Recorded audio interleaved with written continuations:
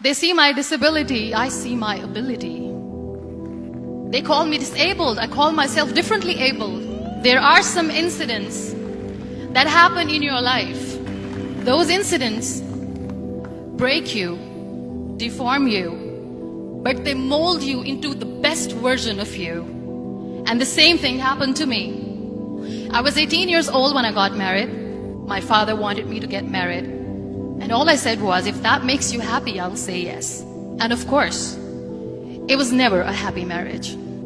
Just about after 2 years of getting married, I met a car accident. Somehow my husband fell asleep and the car fell in the ditch.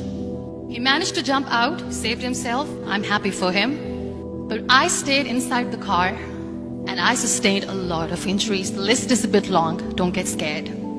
The wrist was fractured. Shoulder bone and collarbone were fractured. My whole rib cage got fractured. And because of the rib cage injury, lungs and liver were badly injured. I couldn't breathe. I lost urinary bowel control. That's why I have to wear the bag wherever I go. 3 vertebrae of my backbone were completely crushed. And I got paralyzed for the rest of my life. I finally ended up in a hospital where I stayed for 2.5 months. I underwent multiple surgeries. One day, doctor came to me and he said, well, I heard that you wanted to be an artist, but you ended up being a housewife. I have a bad news for you. You won't be able to paint again because your wrist and your arm are so deformed, you won't be able to hold a pen again. Next day, doctor came to me and said, your spine injury is so bad, you won't be able to walk again. Because of your spine injury and the fixation that you have in your back, you won't be able to give birth to a child again. That day, I was devastated. I asked my mother, why me? And that is where I started to question my existence. Why am I even alive? And that is where I realized that the words have the power to heal the soul.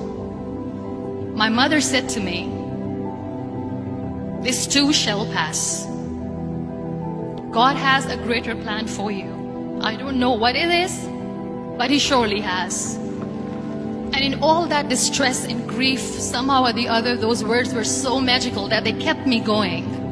One day I asked my brothers, I know I have a deformed hand, but I'm tired of looking at these white walls in the hospital and wearing these white scrubs. I'm getting tired of this. I want to add more colors to my life. I want to do something. Bring me some colors. Bring me some small canvas. I want to paint. So the very first painting I made was on my deathbed, where I painted for the very first time. It was not just an art piece or just my passion. It was my therapy.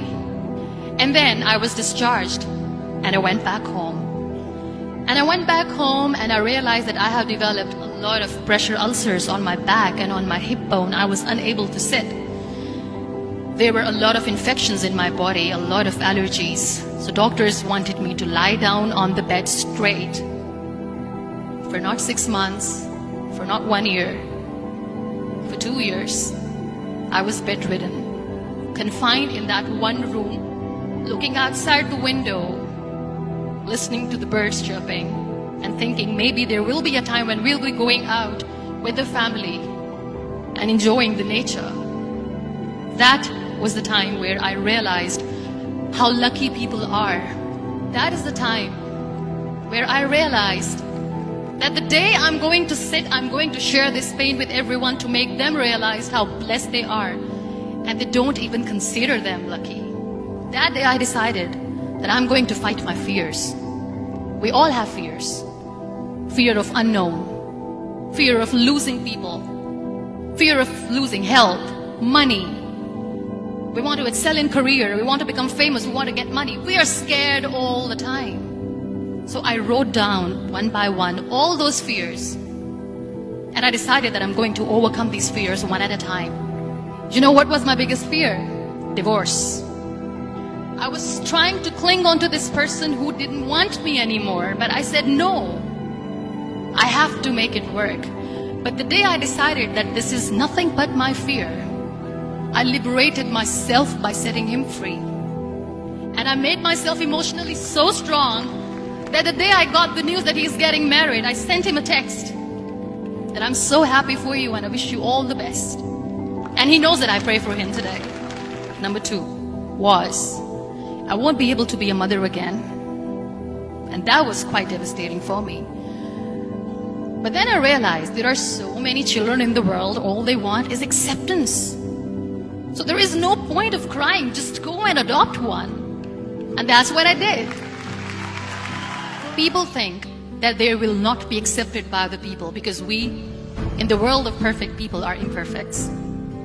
So I decided that instead of starting an NGO for disability awareness, which I know will not help anyone, I started to appear more in public. I started to paint. I decided that I'm going to join the national TV of Pakistan as an anchor person. And I've been doing a lot of shows for the last 3 years.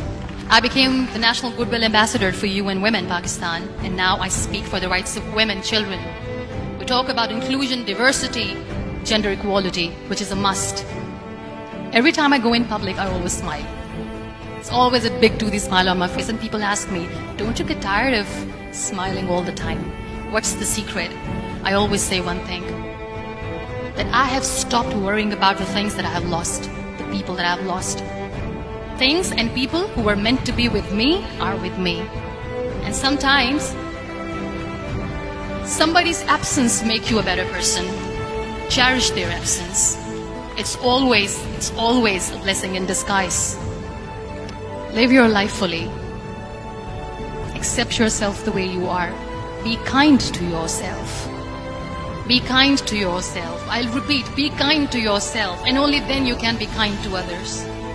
Love yourself and spread that love. Life will be hard. There will be turmoils, there will be trials, but that will only make you stronger. So when you accept yourself the way you are, the world recognizes you. It all starts from within.